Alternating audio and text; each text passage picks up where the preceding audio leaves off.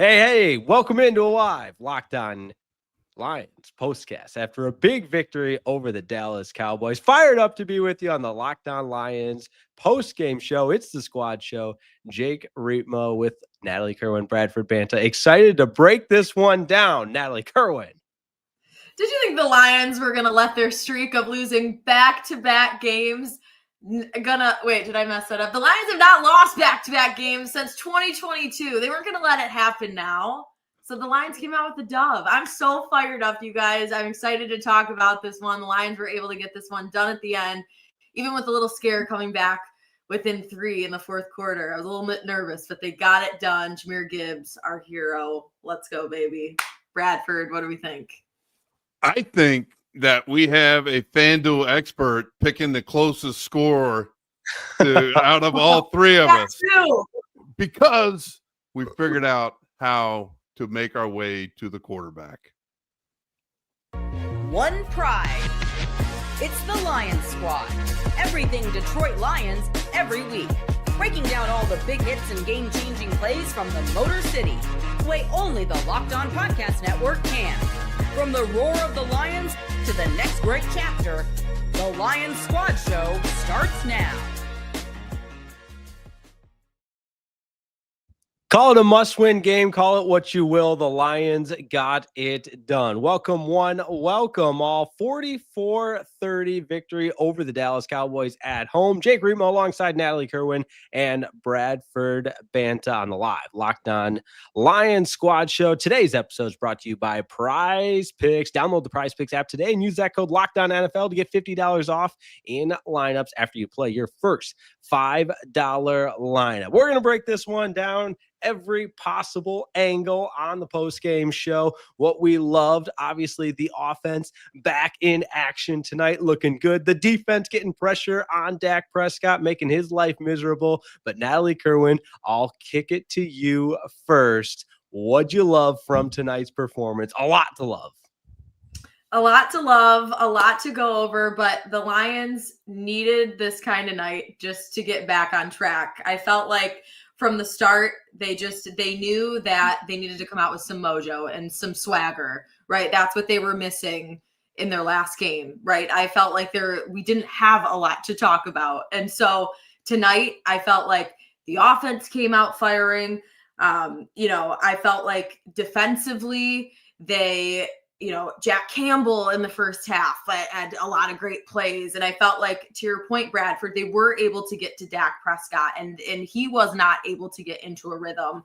And I felt like, even as our secondary started to, some guys were going down like flies, we still found ways to make an impact, right? And Jahmyr Gibbs was doing this thing, 3 touchdowns on the night.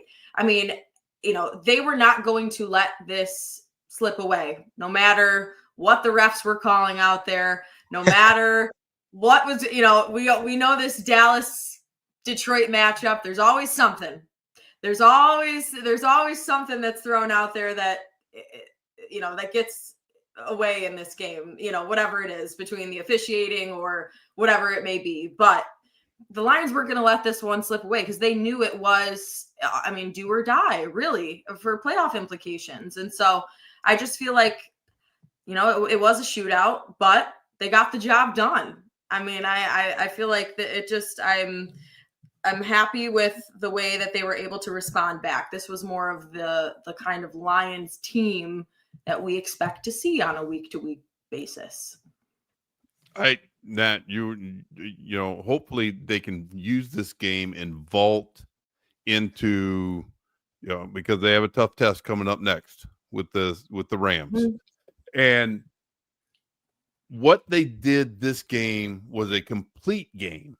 And what I mean by that is they started out, I don't know if you noticed, but on the first drive, they only came away with a field goal.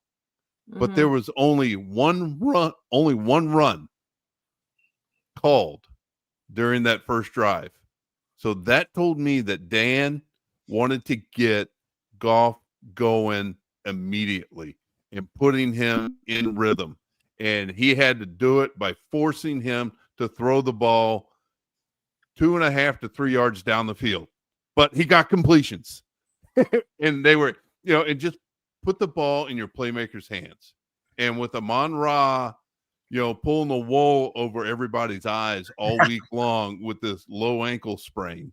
Was it actually sprained, by the way? He did not look like it. Yeah. So, I mean, you saw, I know you saw the clips of him working out before the game and him hopping around specifically on the left, on the left ankle. You're like, oh, come on now. Okay. So, but what I did see whenever he came over on the sidelines during that first series, I saw his eyes and I'm like, all right, he's locked in. And if he's locked in, you pretty much know the rest of the team is going to be locked in. And it was I don't know. It's just something that I've seen before and that I recognize just moving forward. And then defensively, the guys they stepped up. They made plays. They made Dallas settle for field goals in a game where they had to make touchdowns, and they just did not allow it to happen. And yeah, they, later on in the game, they ended up making it a little bit close, but not too close. And they came up big with the turnovers on defense. And then special teams came up huge. And what I mean by that is Kennedy coming out with the kickoff returns. And we can get to it later in the show, but him using his blockers effectively, how it's supposed to be done. And I can break it down further the further we get into the show. Hey, you know who else is always locked in and also helping us break this one down? It would be crazy not to have. Oh my gosh. Derry join. Whoa! Yo, what a special treat we've got for everybody tonight on the post game. It's a squad show officially now. We got Pat Derry here. What's going on, my guy? Your reaction to tonight's win? Well, first of all, fam, it is great to see you. Great to be on. It's an honor to be on with this trio. You just boosted our ratings. All right. We're going bots now. Brad, I was going to say, the people are going to be flooding in the comments now. We've heard the comments. You got your wish. He is here, Matt. So stop. Let's shout out Bradford Banta. First of all, father of a state champion. We've got to do that. Natalie Kerwin, one of the biggest reasons why the Detroit Pistons are playing so well. Natty K is doing her thing. This was the Jake Riepma Bowl. For those of you that know, if you know, you know. That's all I'm going to say. But no, I love what Brad just said about Tom Kennedy. I mean, TK85. The guy's a living legend, and all of a sudden they've got. I mean, how bad were the special teams for most of the season? And the return game was so bad. And I think Dallas has been susceptible all year to kick returns, but that was a huge part of the game tonight, guys, was field position. And the Lions starting, it seemed like, at their own 40, 45, and 50-yard line all night. It was a short field. They needed this so badly and looked good, but the concern has still got to be the secondary. I mean, DJ Reed was terrible tonight. Brian Branch is hurt. Kirby's not coming back. Avonte Maddox came in tonight and had to play for Thomas Harper. I mean, they were down to Daniel Thomas and some others. And next week, as Bradford pointed out, I mean, they got to go play Stafford. So, yes, they needed this win and they got it, and they look good doing it, especially offensively, and love the pass rush tonight, but definitely concerned about how healthy they're going to be going into LA in a couple in 10 days.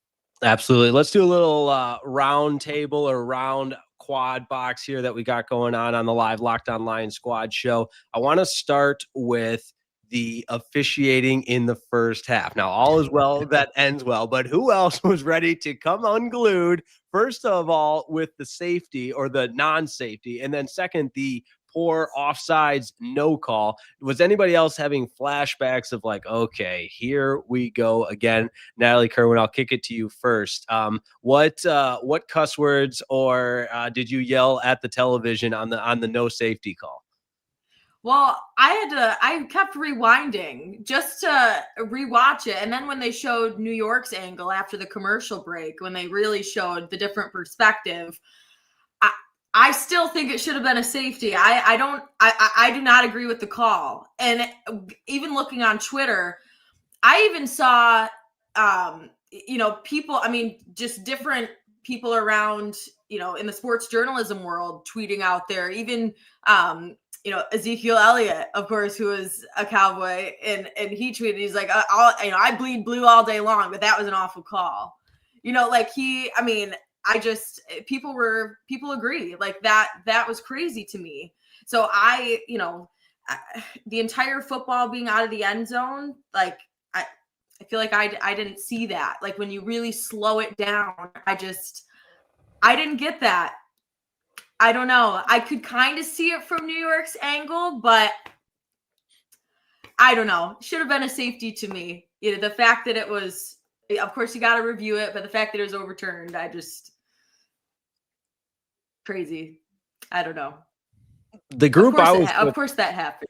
Yeah, the group I was with, we start talking about, okay, let's look at the field position game. You take 2 points off the board, but they're obviously punting out of their own end zone. And Bradford, I love your special teams expertise on things like this. When they're punting out of their own end zone like that, do you like an all-out block or try and set up a return for some nice field position? Obviously, hindsight here, we see that the Lions go down and score because of the field position that they've got. But at least, I guess the saving grace with the no safety is they get an opportunity on a short field and make the most of it.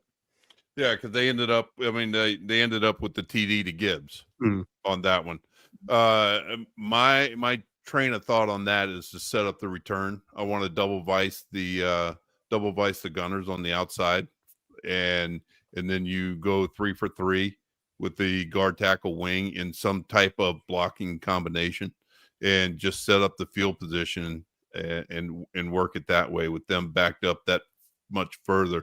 Natalie, I do have to disagree with you on the safety call, and much to the behest of probably all three of y'all and all of Not Lions Nation.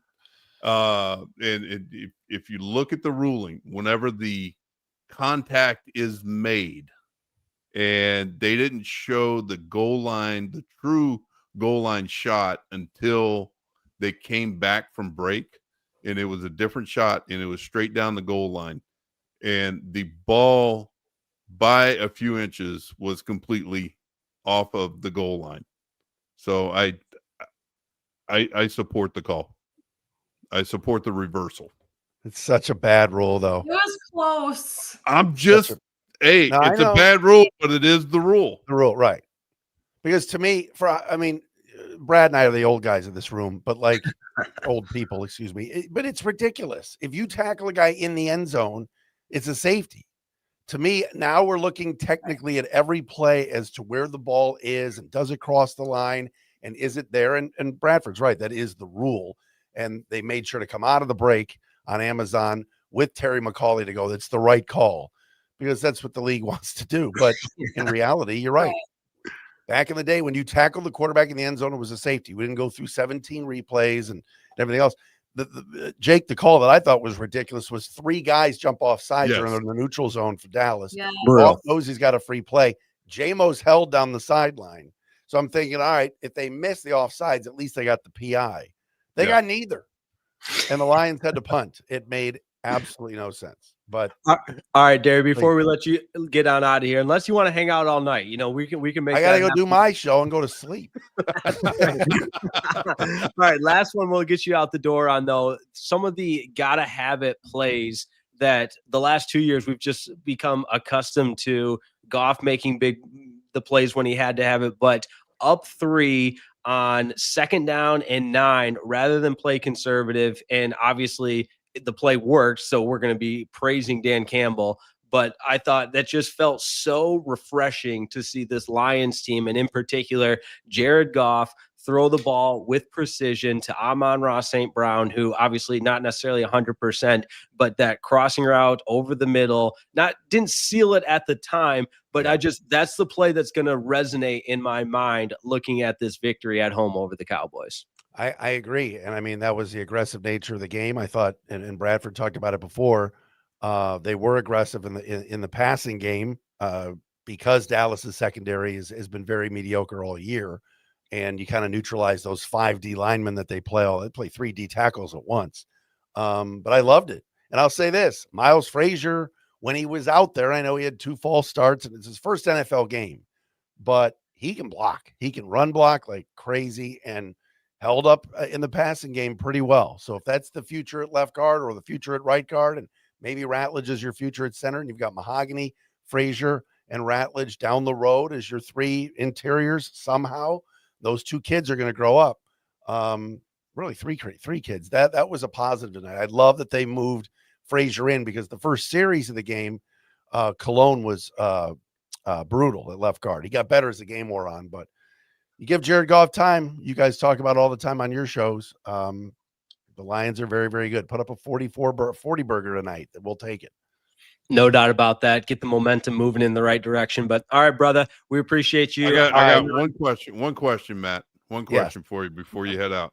All right, who do you think busted the coverage on the Flournoy touchdown, Branch or Robinson? Branch. Don't you agree? Yeah, by the way he was hanging his head. Yeah. Yes. Okay. All right, that's it. I was just curious. It looked like he was trying to play like a robber technique, but there was nothing to rob across the middle. And he's trying to cheat something. Yeah, right. Like, that's what I mean. Trying to jump something, and there was nothing to jump. You guys are very technical on this show. Gunners, edges, rob techniques. I got it's high tech. High tech. Oh yeah, I heard about. I saw this the other day. I got to do that to remind Bradford. Even though I didn't play in the league, I ran my head into some things from time to time. Yes, you did. Yeah, I know, but you got to take a media pass off of it. All right, I love you all. Goodbye. All right, there you go. Man. I love it. I love it. The surprise celebrity appearance from none other than Matt Derry. That's great stuff right there. And obviously you can check out his show on Locked On Lions, all on the #1 sports podcast platform. But guys, let's do a little deep dive on the offense when we come back. Jahmyr Gibbs looked like himself, the offensive line. Amon-Ra St. Brown. JMO, we got a ton to talk about on this victory post-game show right here on a live Locked On Lions squad show. Today's episode of the Locked On Lions Squad Show is brought to you by our good friends over at Prize Picks. Where's that Prize Picks graphic? There it is. How about that, sports fans? You know Prize Picks is the most exciting way to play daily fantasy sports. And here's how it works. You just pick more or less on your player stat projections, and voila, you watch the winnings roll on in. You don't want to miss any of the excitement this season. So whether you're following the NFL, NBA, or both, there's no better time to jump in on the action. If you haven't tried it yet, Prize Picks is the simplest way to play. Just pick more or less on at least 2 player stats, and if you get them right, you'll win. It takes less than 60 seconds to make your lineup, and you can play anywhere Prize Picks operates. That includes California, Texas, and Georgia. I've been using Prize Picks during both football Sundays and NBA tip-offs because it keeps everything exciting. I like picking my favorite players like Cade Cunningham, even though he said he was rooting for the Cowboys. What the heck, Cade? Don't love that. The new stacks feature is a game changer. You can now pick more on Cade's threes and assists all in the same lineup. Download the Prize Picks app today and use that code LOCKEDONNFL. That's code LOCKEDONNFL to get $50 in lineups after you play your first $5 lineup. That's code LOCKEDONNFL for $50 in lineups after your first $5 lineup. Prize Picks. It is good to be right.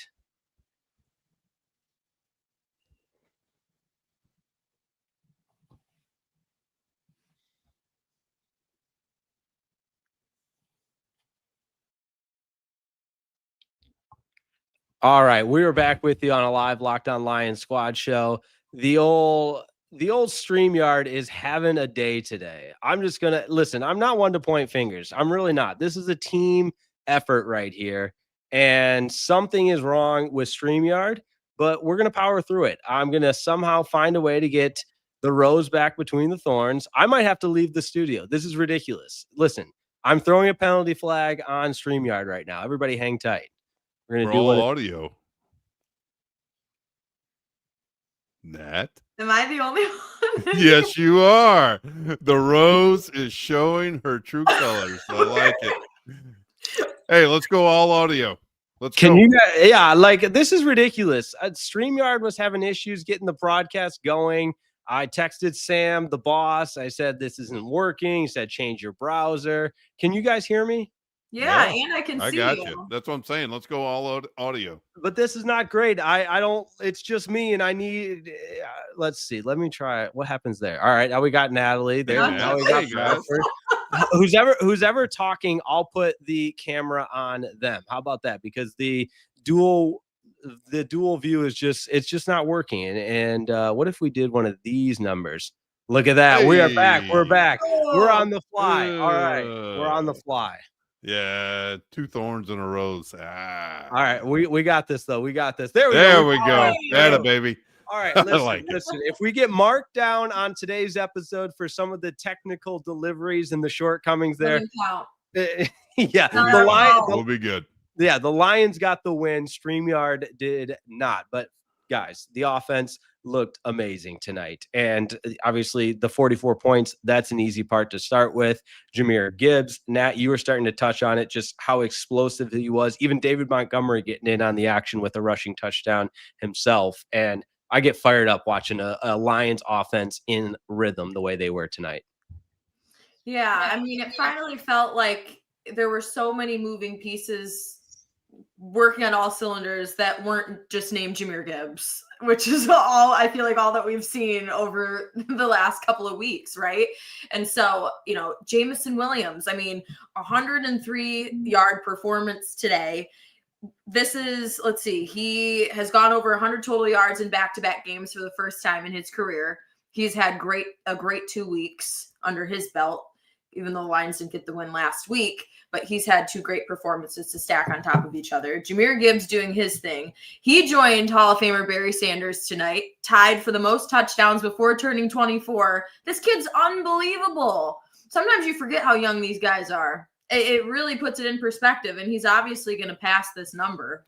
And so it's amazing. So 3 touchdowns for him on the night. Monty getting back into it, as you mentioned, too. Isaac Tesla. Yeah. Right? We love talking about him. He's the note I had about him is there were 2 different times. In addition, he obviously had the touchdown, but 2 other ones he could have been looking at a 3 touchdown night. I know coulda, woulda, shoulda, but I felt very encouraged with Isaac Tesla tonight.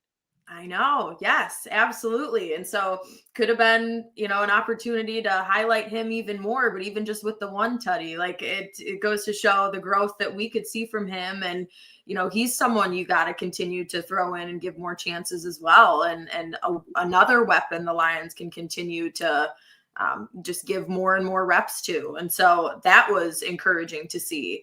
And then, obviously Amon-Ra being able to play was huge. And didn't look like he had a hurt ankle at all. And Jake, that was a huge water bottle. Are you like waterboarding yourself or something? What's going on over there? I had to just stop. I got so Thank you, Nat, because I couldn't stop laughing. Here's what happened. Simple explanation. I normally have, I got a couple of these in the fridge and then pour it into a water bottle. And the game had ended and I was really thirsty and I wanted to hop on right away. So I didn't have time.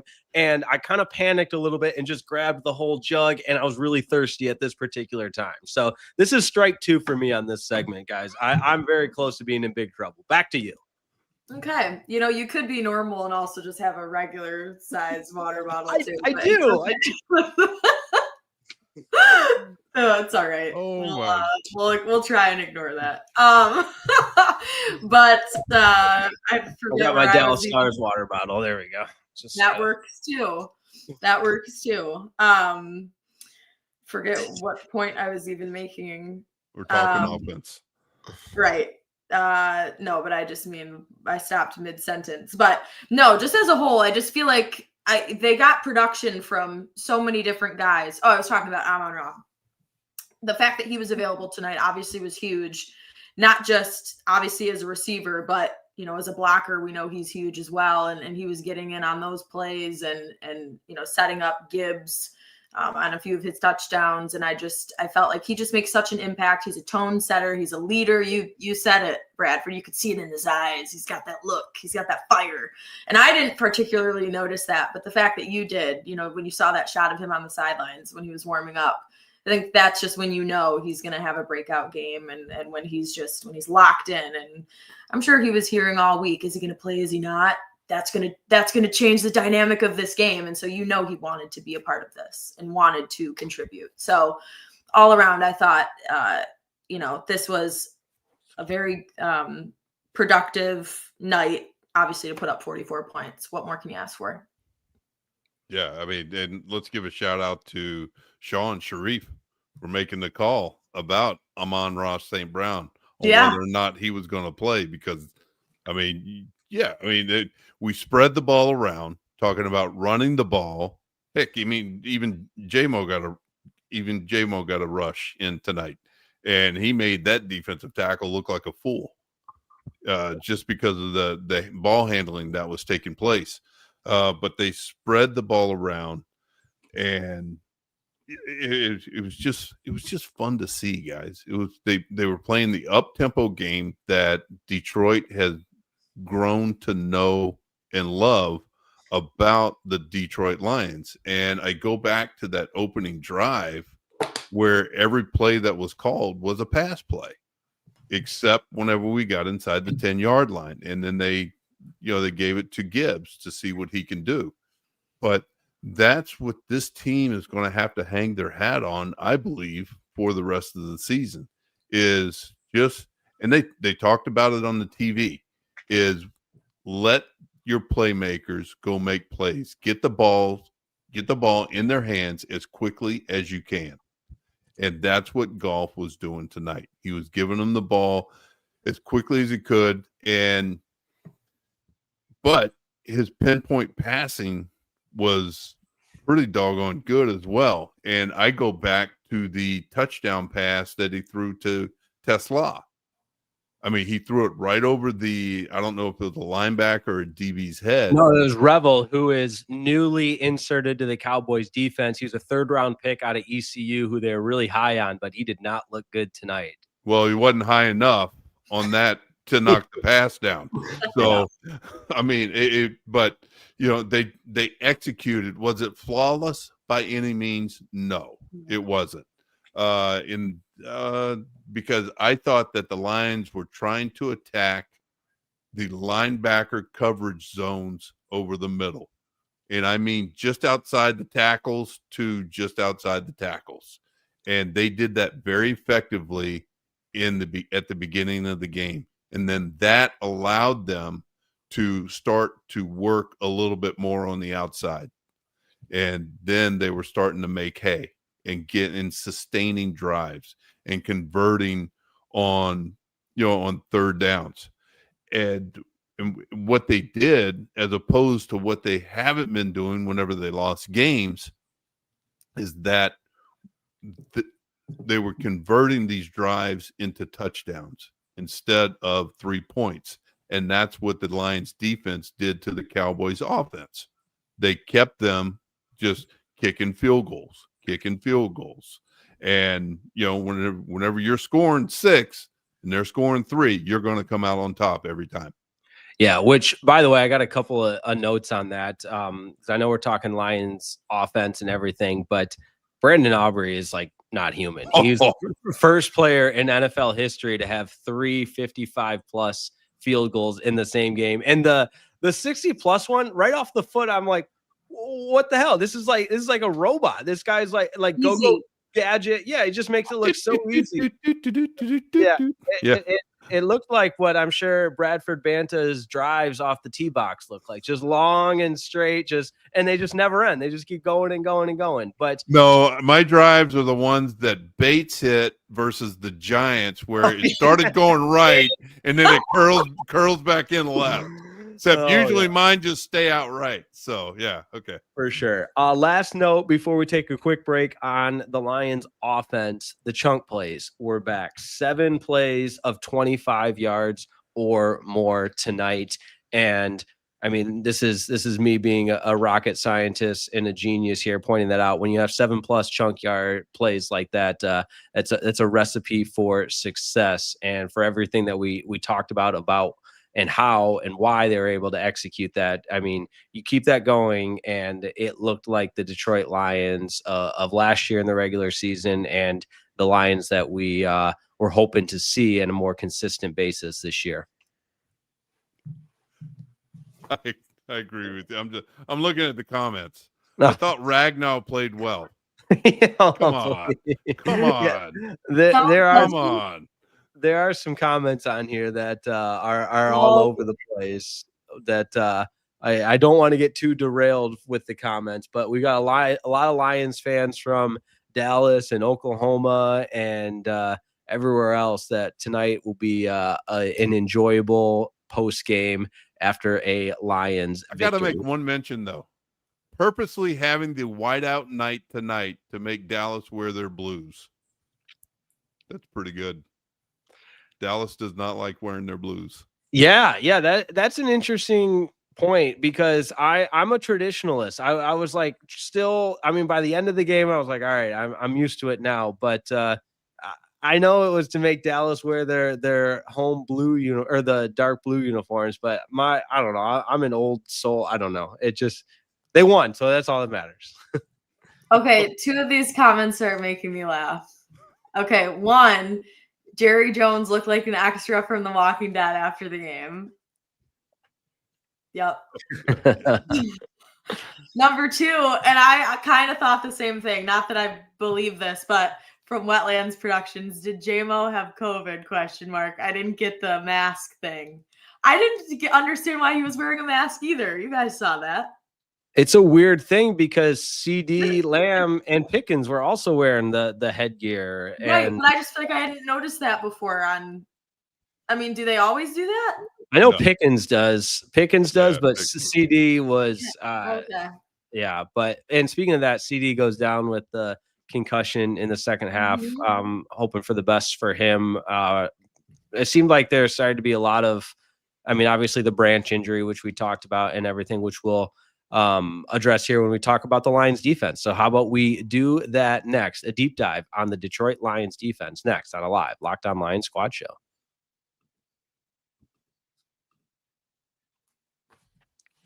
Cruising right along on this live edition of the Locked On Lions Squad Show. StreamYard is cooperating this second time through, which is good. I was holding my breath there. Jake Riepma alongside Natalie Kerwin and Bradford Banta.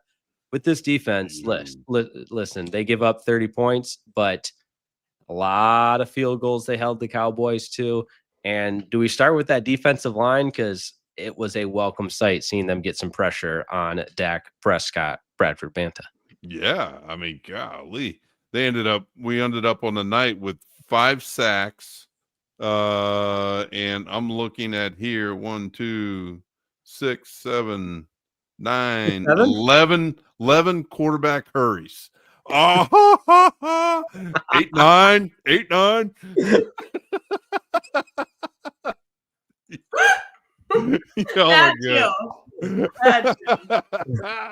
I like it. Missed opportunity, if not. Yeah, I gave it to y'all. I served it up awfully good for y'all. So okay, all right, you got me there. But with just the and we could have had an extra chance because on Barnes's interception, just to rough Dak up one more time. I immediately turned. I was watching the game with my daughter, and my brother-in-law, and I immediately turned to them. And whenever Barnes got the interception, I was like, why did he not cut back and just try to plow over Prescott instead of trying to stiff arm him, and work his way down? Because he wasn't going to get a touchdown. He was trying to funnel him out of bounds. Just go hit him. Hit the quarterback as much as you can.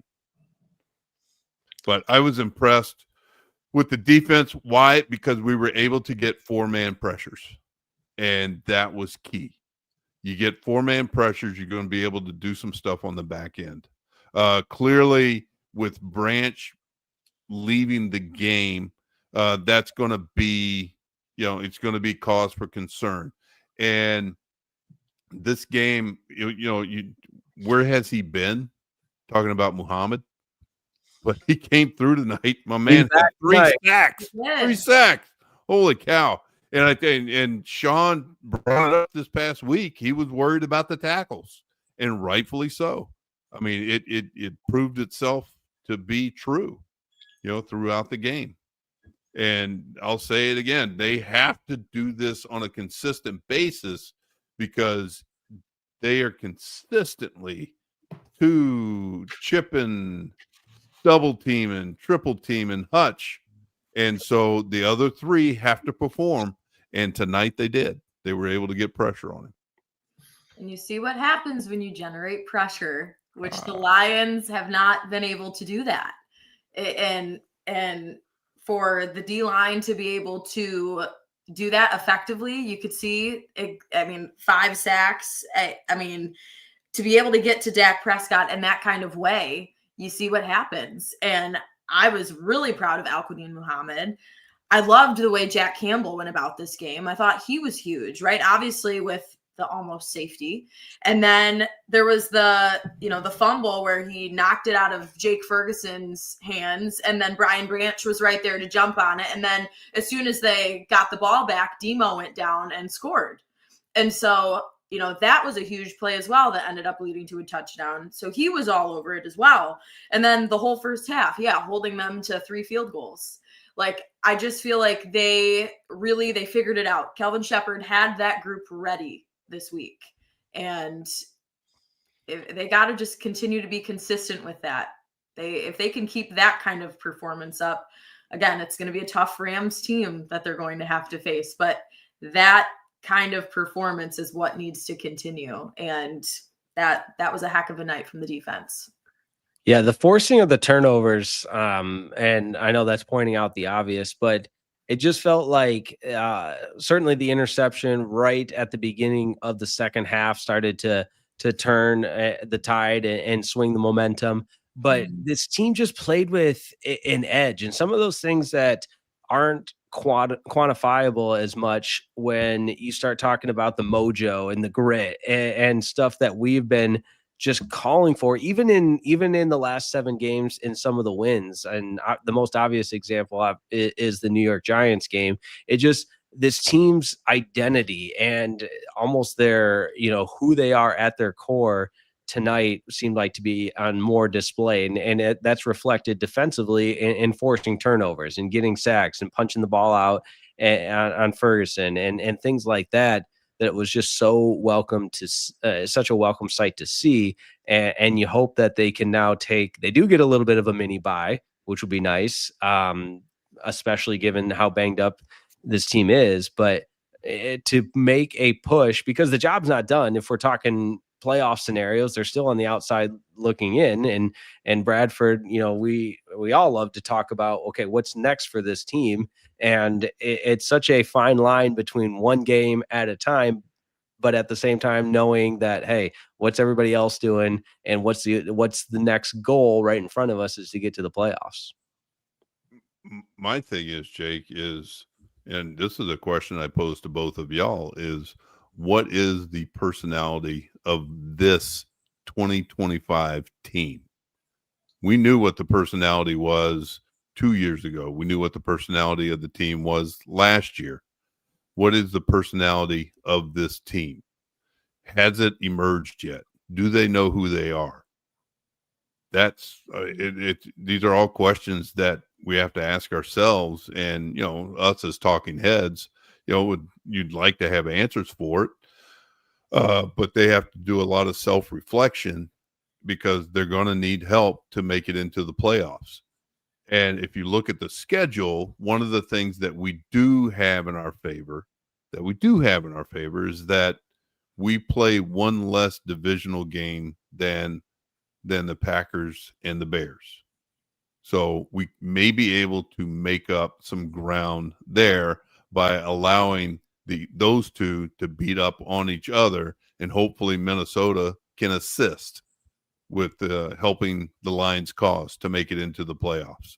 And because all you ask for at the end of the season after 18 weeks is to give me a seat at the table. And that's what the Lions are striving to do. I think it's a really good question that you ask about the identity. I never really thought about that. I feel like they haven't found it yet.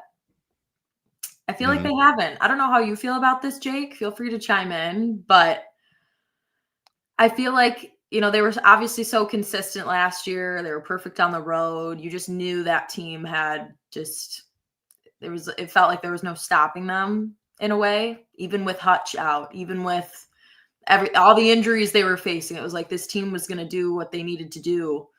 And of course it ended, earlier than we would have liked as far as the postseason, but it just felt like you knew this team was going to win every week last season. And right now we're on the edge of our seats.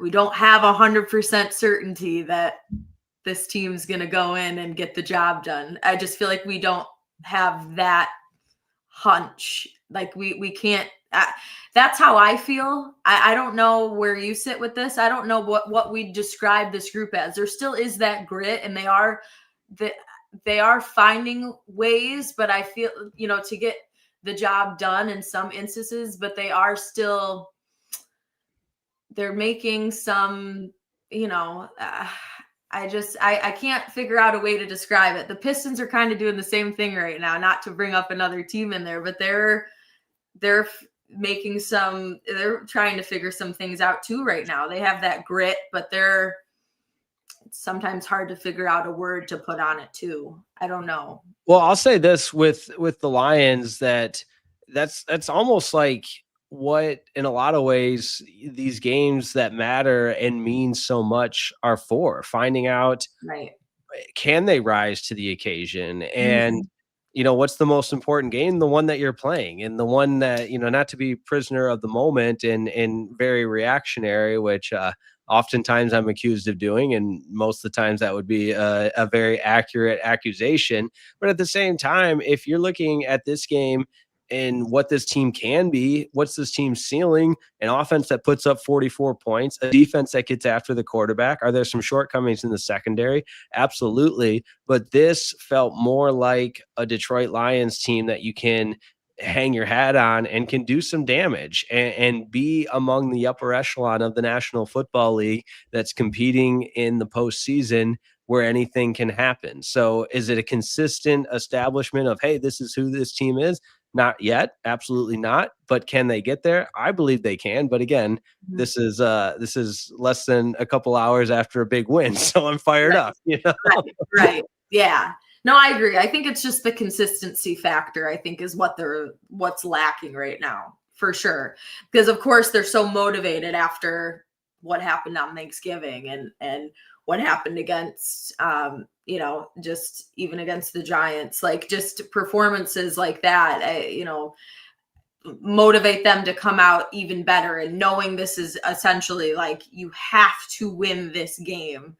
And the national media is putting pressure on this one as well from that standpoint too. So I think they felt like that, when you feel that extra pressure, I think it just brings it to a whole other level. But how do you take that kind of killer instinct to every game, no matter what? So I don't know. BB, I got one more thought. If you got one. No, do it. I was just going to offer some Cowboys perspective where this team was at entering this game.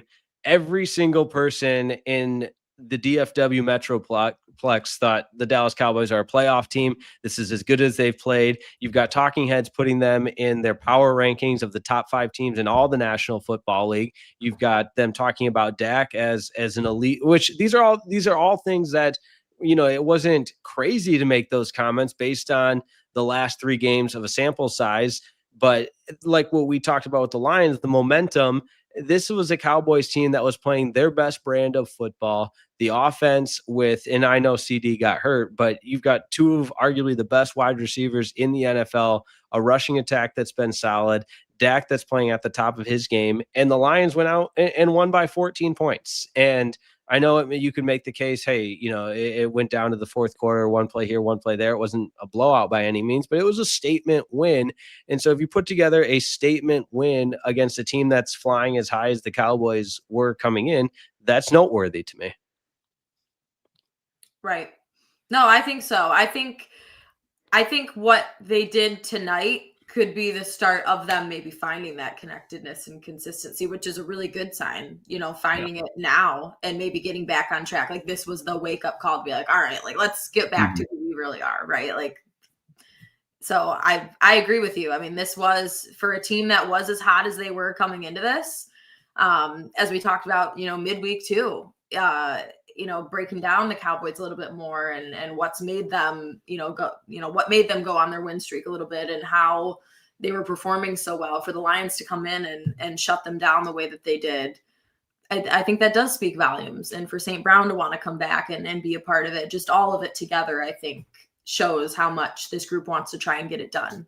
And they did just that. So I see your point too, Jake. I am with you there. Of course, I'm always going to be Lions here. Because I want that. Like, I feel that fire for them. So I want it for them. You know what I mean? Like, I want them to just like go balls to the wall every time and always be fired up because we feel that for them. You know what I mean? So I always want them to feel that way. So that's where it's coming from.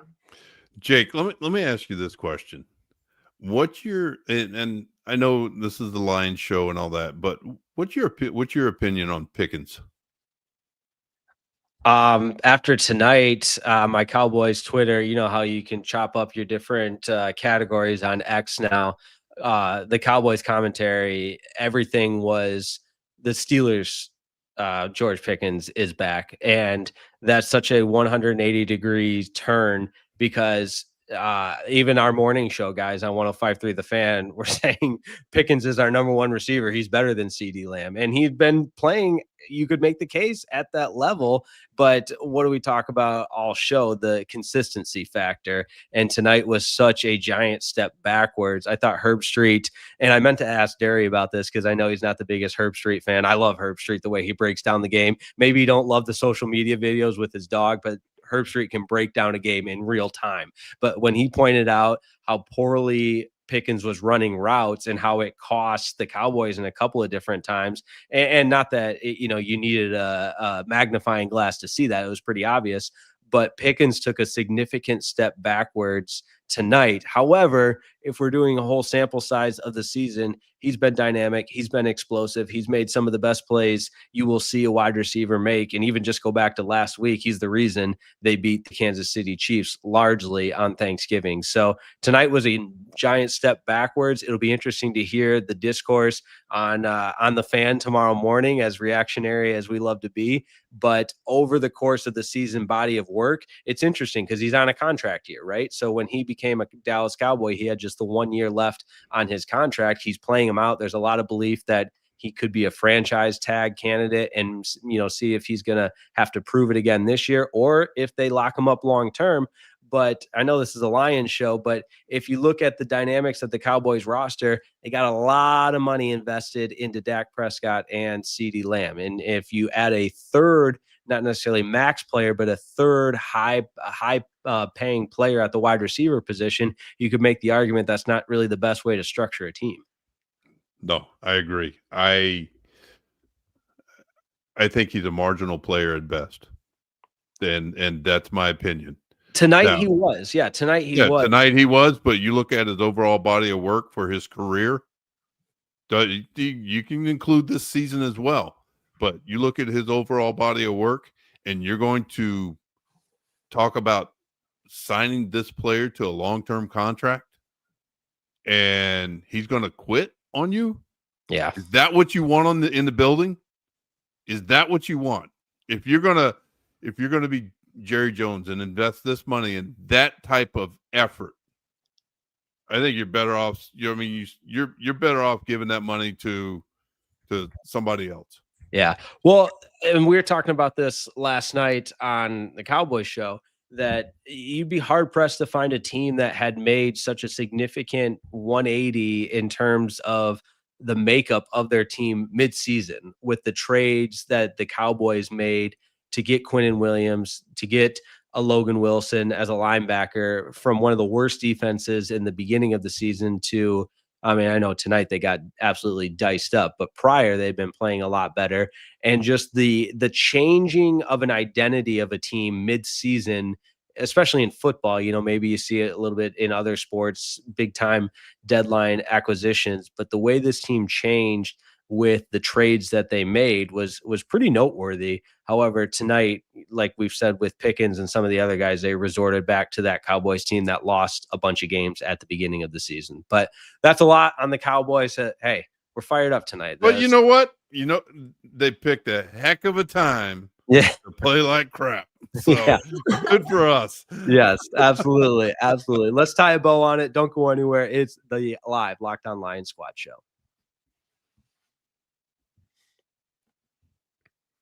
All right, we'll take some comments. We'll close it out. The Lions beat the Cowboys 44-30 to move to 8-5 on the season. It's good to be back at Ford Field where the Lions are 5-2 this year. The Cowboys fall back to 6-1 after the win. A couple comments to mix in here because hey, that's what makes this enjoyable on the live Locked On Lions Squad show. This one interesting from Elena McCollum. Hutchinson and Campbell better get to Stafford next week or he will carve this secondary up. We'll get into our deep dive preview next Thursday, which is a week from now with the midweek game schedule. We'll be back to our regularly scheduled program next week. But I think TV guide. Yeah, that's right. Do y'all know what a TV guide is? No, I do. But we should say Natalie's giving us the 1,000-yard stare there. No, you know the TV guide is. Come on. Don't give me that. We're not that young. Hey, can I just bring up one subject that I wanted to cover at the beginning, or I said we'd cover later on, just talking about Kennedy. With the kickoff returns. Let's go. So if you go back and if you were to look at those plays and watch him, what makes him so successful is him setting up his off returner and then cutting off of his block. And if you go back and you look at a lot of the games, you look at the off returner and the relationship that he has with the returner. The off returner usually is probably 12 yards, 10 to 12 yards from the returner whenever he's making his block. In reality, what you want that off returner to be is probably right around 5 yards. So the returner can make that immediate cut and the off returner just has to get a piece of the coverage guy. And then he can bust right off of, the opposite of the way that the off returner is blocking. And that's what Kennedy was doing tonight. And that's how he was making hay. And he was able to give the Lions excellent field position multiple times. It was so crude. Yeah, like you said, multiple times. And I'll go just to the last one because you're looking at the Lions trying to make it a 2-score game. And up 7 to get the ball near midfield with Jake Bates, you're thinking, let's get a first down. And this becomes an opportunity to be a 2-possession game. And I would feel like the way that opens the playbook for Dan Campbell and the offense to just think, all right, our special teams have put us in this excellent position. Now we got to go and do our job. And I think the play calling was evidence of that with the aggressive nature that we talked with Matt Derry about that crossing route to Amon-Ra St. Brown. And, that was the nail in the coffin. You need a permanent spot on the roster for this guy. I feel like he's always been around. I mean, he's been around for how many years now? I feel like it's been a while, but I feel like he was an unsung hero of tonight. We talk about all the guys that came through, but he was a huge part of it as well. So shout out Tom Kennedy, former college lax star. If you guys didn't know. Yeah, lacrosse guy. That Cradle. Yeah, let's go.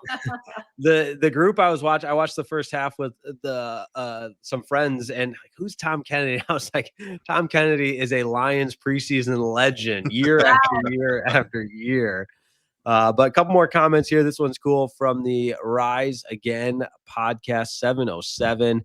First time at Ford Field. That was incredible. Flew in for the game. That's awesome. Shout out to him. And while we're going with the shout outs, we got a nice one here from a Realist 13. Y'all don't know football, so we will work on that. Let's work on knowing the football here.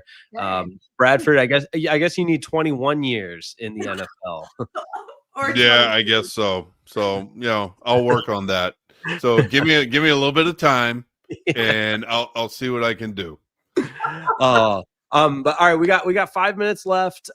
Rams are up next. A little mini bye here. We'll get to it more on our preview show in 1 week. But Bradford, I think we can apply the 24-hour rule here. It's not the quick turnaround. Enjoy this one. A little extra time, get the body right. I mean, that's got to bode well for the mental side of this whole process of it being a marathon and not a sprint. Well, you think about it. I mean, the guys have this stretch has been a 17-day stretch where you're playing 3 games.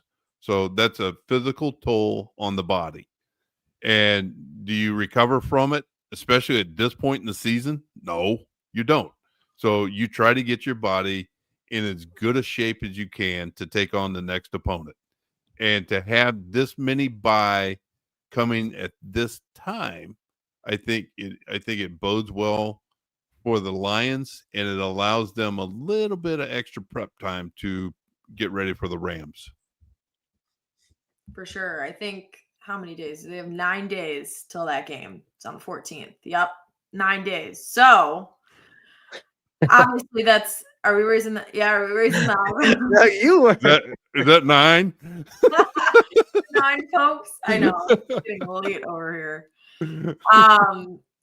So obviously they need that rest period. And you gotta hope that a guy like Brian Branch, I hope he's not seriously injured. Hopefully we get an update on that. I hope he has an Amon-Ra ankle injury. That's what I hope. Yeah. So yeah, quick healing. Is that what he had? Oh, here's another one. Did y'all see the hit that Bates took on one of the first kickoff returns? Did you see it? No, but I saw that he went out. I read that. Yeah, he got rocked. He got rocked because he took a hit. They were showing a replay. It was an opposite field angle that they were showing whenever he came in to make the tackle on the kickoff return that broke for the Cowboys, and he got rocked.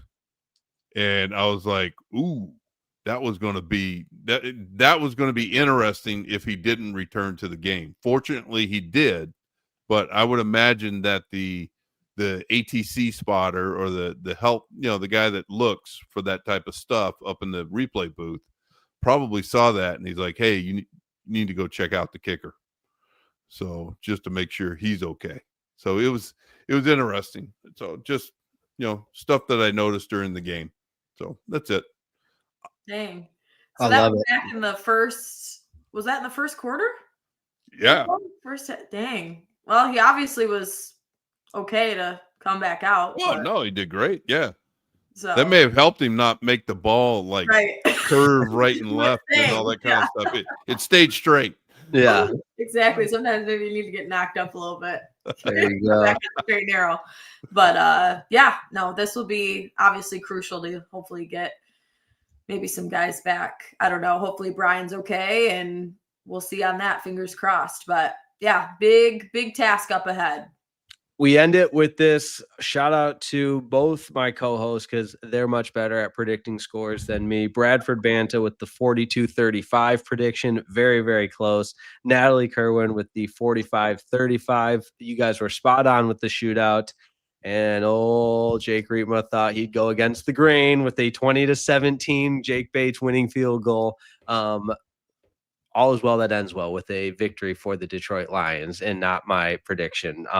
That's most important. So we are off for a week. That's when we've got our Rams preview show. But the great news, if you didn't catch tonight's show live on the YouTube, you can be damn sure the audio version will be available for you on all podcast platforms. I'm going to do that right now. The #1 sports podcast platform, the Locked On Podcast Network. For Bradford Banta, Natalie Kerwin, and our thanks to Matt Derry for hopping on as well. My name is Jake Riepma. Lions beat the Cowboys. Thanks so much for tuning in. We'll see you next time on the Locked On Lions Squad Show.